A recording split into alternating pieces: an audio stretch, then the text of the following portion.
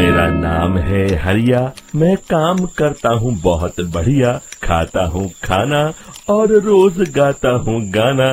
अरे यार, आज तो बहुत देर हो गई। इस खतरनाक जंगल को देखकर तो मेरे हाथ पैर ठंडे हो गए हैं। अगर मैं वक्त पर गांव नहीं पहुंचा तो मालिक बहुत नाराज हो जाएंगे। तभी हरिया को एक आवाज सुनाई देती है। सुनिए हरु जी। अरे, ये आवाज किसने दी? तभी हरिया को सामने कुछ दूर एक औरत खड़ी दिखाई देती है। अरे भाई, ये औरत अकेली इतनी रात को इस जंगल में क्या कर रही है? चलकर पूछना पड़ेगा। फिर हरिया अपनी बैलगाड़ी उस औरत के सामने लाकर रोक देता है और उससे पूछता है। अरे सुनिए, आप इतनी रात को इस खतरनाक जंगल में अकेली क्या कर रही हैं? तभी वो औरत मीठी आवाज में कहती है, अरे हरु जी, आप आ गए। मैं कब से आपका इंतजार कर रही थी। वैसे तो यहाँ से काफी लोग गुजर चुके हैं, लेकिन मैं खास आपका इंतजार कर रही थी। अच्छा, तुम सच कह रही हो? मुझे तो यकीन नहीं हो रहा है। वो क्या है ना, आज तक किसी ने मुझसे इतने प्यार से बात नहीं की। हाँ हाँ हरु जी, मैं सच कह रही हूँ। अब देर मत करिए और जल्दी से मुझे मेरे घर तक छोड़ दीजिए। हाँ हाँ, कौन सी बड़ी बात है, अभी छोड़ देता हूँ। आप मेरे पीछे बैलगाड़ी में बैठ जाइए और मुझे रास्ता बताते चलिए। फिर वो औरत हरिया की बैलगाड़ी में बैठ जाती है और हरिया बैलगाड़ी हाँकता हुआ आगे चल पड़ता है। फिर उस औरत के बताए हुए रास्ते पर चलते चलते हरिया बैलगाड़ी लेकर एक काली गुफा के आगे आकर रुक जाता है। हरिया उस औरत से पूछता है, हाँ देवी जी, आपका घर कहाँ है? यहाँ तो एक गुफा के अलावा और कुछ नहीं है। तभी अचानक वो औरत हवा में उड़ने लगती है।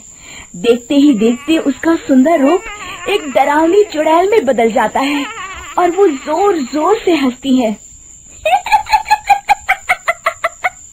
अरे तू तो एक नंबर का बेवकूफ निकला। तू तो बड़ी आसानी से मेरी बातों में आ गया। अरे मर गया रे, ये तो एक चुड़ैल है। हे भगवान बचा ले, ये तो बड़ी डरावनी दिखाई दे रही है। और फिर अगले ही पल हरिया की बैलगाड़ी में रखा सारा सामान हवा में उड़ता हुआ उस काली गुफा के अंदर चला जाता है और वो चुड़ैल भी उस गुफा के अंदर जाकर कहीं गायब हो जाती है। हरिया ये नजारा देख बुरी तरह घबरा और परेशान हो जाता है। अरे, ये चुड़ैल तो मेरा सारा सामान लेकर गुफा में गायब हो गई। अब क्या होगा? अगर मैं गांव खाली हाथ गया तो मालिक मेरी अच्छी खबर लेंगे। मेरी इस बात का कोई यकीन भी नहीं करेगा। फिर आखिर वही हुआ। हरिया के मालिक चंपक सेठ को हरिया की किसी भी बात पर रत्ती भर भी यकीन नहीं हुआ। चंपक सेठ को लगा हरिया झूठ बोल रहा है और उसने ही लालच में आकर सारा सामान हड़प कर लिया है। फिर हरिया को बेईमान समझकर चंपक सेठ उसे काम से निकाल देता है। अगले दिन अपनी दुकान में परेशान बैठा चंपक सेठ गुस्से में बड़बड़ाता है। अरे, दुकान में तो सामान बिल्कुल भी नहीं है। अब मुझे ही शहर जाकर सामान लाना होगा। फिर वो अपनी बैलगाड़ी लेकर शहर चला जाता है। शहर से सामान लेकर जब चंपक सेठ वापस गांव लौट रहा होता है, तभी उसे एक आवाज सुनाई देती है। चंपक जी, ओ चंपक जी। अरे, ये तो कोई मेरा नाम लेकर मुझे पुकार रहा है। फिर उस रास्ते में वही औरत खड़ी दिखाई देती है। फिर क्या था, हरिया की तरह चंपक सेठ भी उस औरत के पास अपनी बैलगाड़ी लेकर जाता है और वो भी उसकी चिकनी चुपड़ी बातों के मुंह जाल में फंस जाता है। फिर चुड़ैल उसे भी अपनी गुफा तक ले जाती है और उसका सारा सामान लेकर गुफा में गायब हो जाती है। बेचारा चंपक सेठ लाचार होकर खाली हाथ गांव लौट आता है। फिर ये उस जंगल में रोज की बात हो जाती है। जो कोई भी शहर से कुछ लेकर गांव की तरफ लौटता, वो चुड़ैल उसे बेवकूफ बनाकर उसका सारा सामान लेकर गुफा में गायब हो जाती। एक दिन हरिया एक लकड़हारे को उसी जंगल की तरफ जाते हुए देखता है। फिर हरिया उसे रोकते हुए कहता है, अरे भाई, क्यों अपनी मौत को दावत दे रहे हो? मेरी बात मानो, आगे जंगल में मत जाओ, वहाँ एक बड़ी भयानक चुड़ैल रहती है। लकड़हारा हरिया की बातों को नजरअंदाज करते हुए कहता है, अरे भाई, मुझे पहले ही बहुत देर हो चुकी है, मुझे जाने दो भाई। शाम तक लकड़ियाँ काट कर शहर के बाजार में बेचना है। तुम अपनी ये कहानी किसी फुर्सत में बैठे इंसान को सुनाओ, मैं तो चला। इतना कहकर लकड़हारा वहाँ से आगे जंगल की तरफ चला जाता है। फिर अगले दिन गांव के मुखिया के घर के बाहर बहुत सारे लोग जमा हो जाते हैं। तभी हाथ में कुल्हाड़ी लिए खड़ा लकड़हारा कहता है, अरे मुखिया जी, अब आप ही हमें बचाइए उस जंगल वाली चुड़ैल से। हमारा सारा काम तो शहर से ही होता है। अरे मुखिया जी, उस चुड़ैल की वजह से तो मैं पूरी तरह बर्बाद हो गया हूँ। हम सबको मिलकर उस चुड़ैल का कोई इलाज करना पड़ेगा। तभी भीड़ में खड़ा वीरा कहता है, आप लोग चिंता मत करिए, कल से वो चुड़ैल किसी को नहीं लूट पाएगी। मेरे पास एक बहुत अच्छी तरकीब है। तभी चंपक सेठ उसका मजाक उड़ाते हुए कहता है, अरे तेरा नाम वीरा है तो क्या हुआ? तूने अभी उस चुड़ैल को देखा नहीं है? जाकर अपना काम कर, बड़ा आया। तब मुखिया जी कहते हैं, नहीं नहीं चंपक सेठ, मुझे लगता है हमें इस लड़के को एक मौका देना चाहिए। फिर सभी गांव वाले मुखिया जी की बातों से सहमत हो जाते हैं और वीरा शाम को एक बैलगाड़ी में कुछ सामान लादकर उस जंगल की ओर चल देता है। वीरा, ओ वीरा, कहाँ जा रहा है? तभी वीरा मुड़ के देखता है, वही चुड़ैल एक औरत के रूप में खड़ी है। अरे बहन जी, मैं आपको ही ढूंढ रहा था। देखिए, मैं आपके लिए क्या लाया हूँ। है? अरे वाह, तो खुद मेरे लिए इतना सामान लाया है। तू ही अकेला गांव में समझदार है।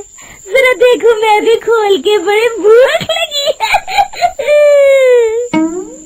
जैसे ही चुड़ैल उस सामान पर से कपड़ा हटाती है, एक भगवान शिव की तेज रोशनी उसके अंदर मूर्ति से निकलती है और चुड़ैल अपने असली रूप में आकर जलने लगती है। अरे मैं जल रही हूँ, बचाओ!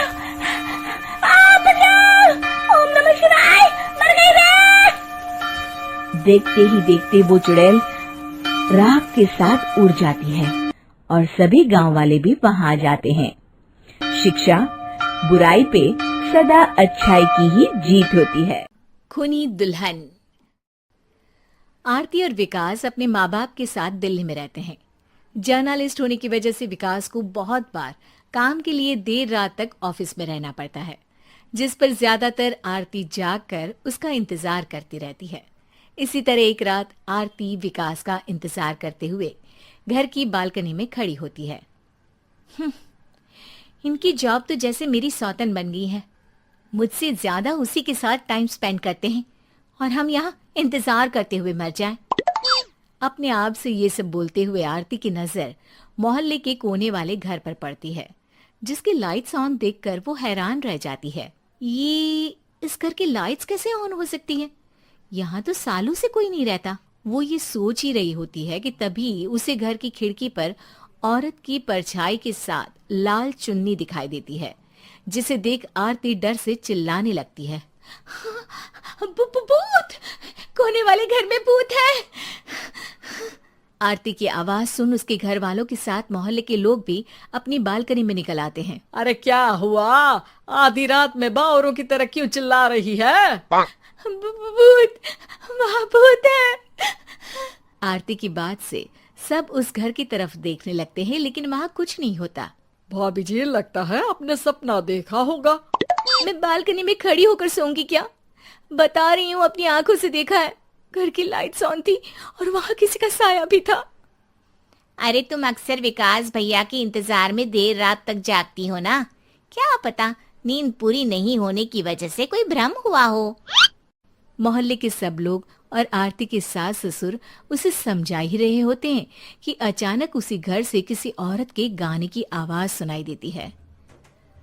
आजा ओ मेरे प्रियतम आजा। आवाज सुन सब हैरानी और कंफ्यूजन से उस घर की तरफ देखने लगते हैं कि तभी उन्हें लाल जोड़े में औरत का साया वहां दिखता है, जिसे देख पूरा मोहल्ला सकते में आ जाता है। अरे ये तो कोई दुल्हन है। अरे नहीं नहीं, भूतनी है। अरे फिर तो पक्का तेरी दुल्हन है। अरे नहीं नहीं, वो तो मायके गई है। हद है, पहले इससे निपट ले, बाद में इस पर डिस्कशन कर लेना। बड़ा भ्रम बोल रहे थे ना, अब फटी ना सबकी। और नहीं नहीं, मैं किसी से नहीं डरता भाभी जी। भूत जैसा कुछ नहीं होता। या तो इस घर के मालिक यहाँ आ गए हैं या फिर किसी ने खाली घर देखकर कब्जा कर लिया है। हमें वहां जाकर देखना चाहिए। बात में लॉजिक मानकर सब बाहर इकट्ठा हो जाते हैं कि तभी विकास भी वहां पहुंच जाता है। क्या बात है, इतनी रात को पूरा मोहल्ला यहाँ कैसे? भूतिया दुल्हन की वजह से। क्या तुम्हारे अलावा भी कोई दुल्हन भूतिया हो सकती है? इस भूतनी का किस्सा निपटने दो, फिर तुम्हें अपनी भूतनी दिखाती हूँ। अब सारे लोग मिलकर विकास को पूरी बात बताते हैं, जिसे सुन वो भी उनके साथ जाने के लिए तैयार हो जाता है। जिसके बाद वो सब डरते हुए उस घर के सामने जाकर खड़े हो जाते हैं। तुम सब यहीं रुको, मैं अंदर जाता हूँ। अकेले जाओगे? अरे नहीं नहीं, आप सबकी नकली भूतनी भी तो होगी ना मेरे साथ। कैसा मजाक कर रहा है यार। रुक, मैं चलता हूँ साथ में। क्या मैं चलता हूँ? ये क्या गोवा घूमने जा रहे हैं जो मैं भी साथ चलता हूँ? कहीं नहीं जाओगे तुम, यहीं मेरे पास खड़े रहो। बहू सिचुएशन समझो। हाँ, घर जाकर सुना लेना।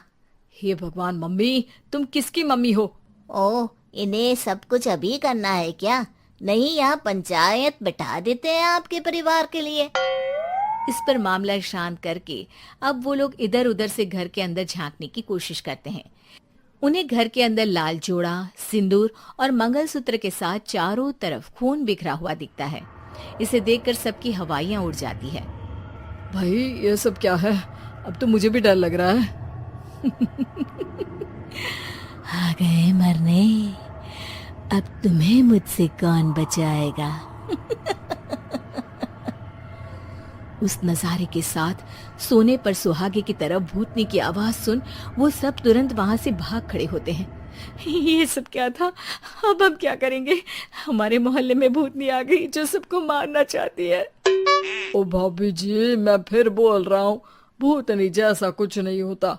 मुझे तो पक्का यकीन है कि यहाँ किसी गलत इंसान ने गलत काम करने के लिए कब्जा कर लिया है और लोगों को घर से दूर रखने के लिए ये सब कर रहा है। तुम इतने यकीन के साथ कैसे बोल सकते हो? फिल्मों में ऐसे ही तो दिखाते हैं। हे भगवान, ये फिल्म नहीं, ये रियल लाइफ है। हमें शांति से कुछ सोचना चाहिए। सब हमारे घर चलो। सब आरती के घर में इकट्ठा हो जाते हैं। रात भर आधी नींद और बिल्कुल ना चल रहे दिमाग के साथ सब सॉल्यूशन सोचने की बहुत कोशिश करते हैं, लेकिन कुछ नहीं होता। इसी तरह सुबह हो जाती है। ऐसे कोई भी उपाय नहीं निकलेगा। सब पूरी रात के थके हुए हैं। घर जाओ, थोड़ा आराम कर, फ्रेश होकर फिर आ जाना। उसके बाद सोचते हैं कुछ।